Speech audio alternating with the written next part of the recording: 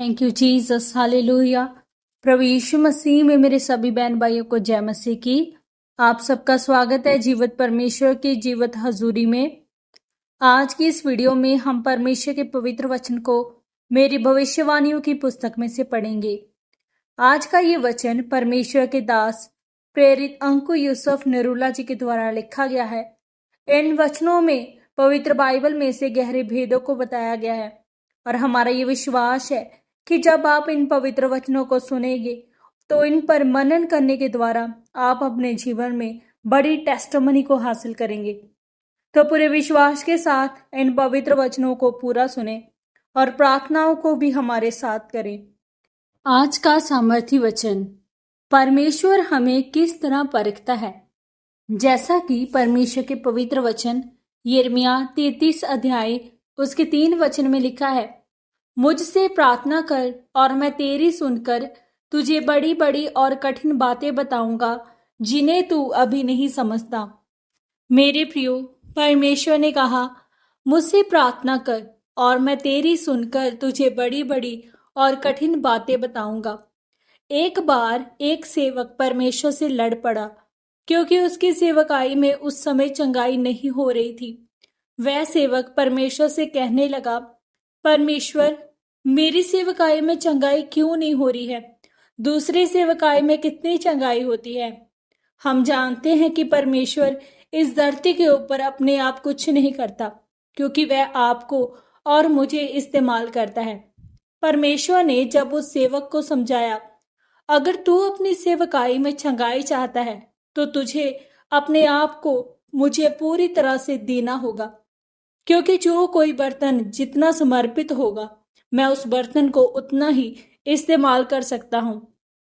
अगर मैंने अपने आप को 40% रख लिया और 60% समर्पण किया तो परमेश्वर बोलेगा, मैं तुझे 7% इस्तेमाल करूंगा।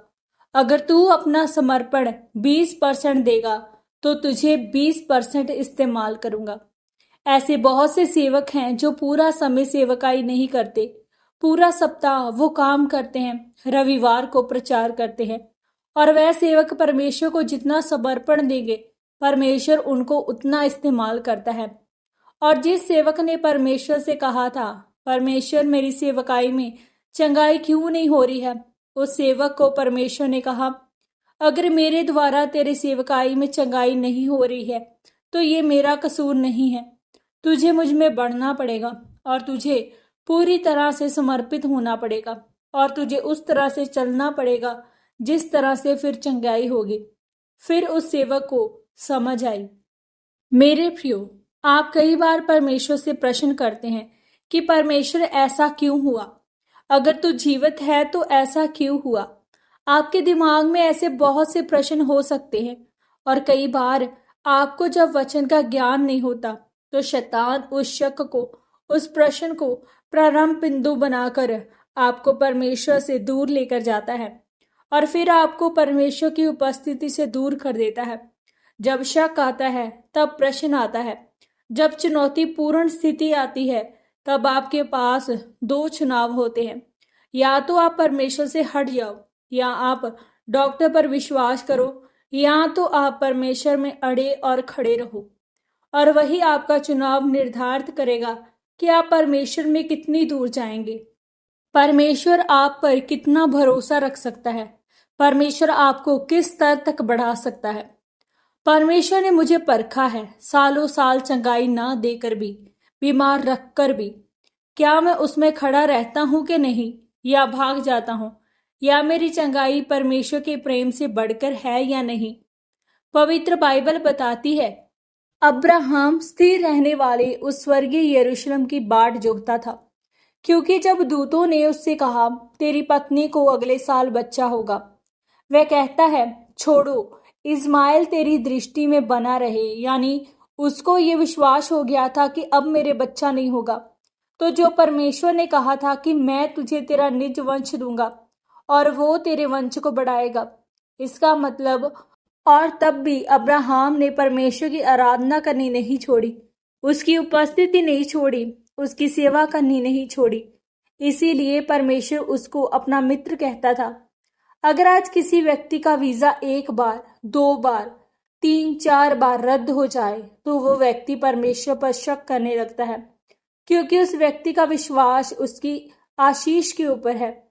और जब फिर शैतान को मालूम हो जाता है कि उसका विश्वास वीजा के ऊपर है, तो वो उस वीजा को रोक लेता है, क्योंकि शैतान को यही जरिया नजर आता है, अगर मैंने इसका वीजा रोक लिया तो हो सकता है ये परमेश्वर से हट जाए।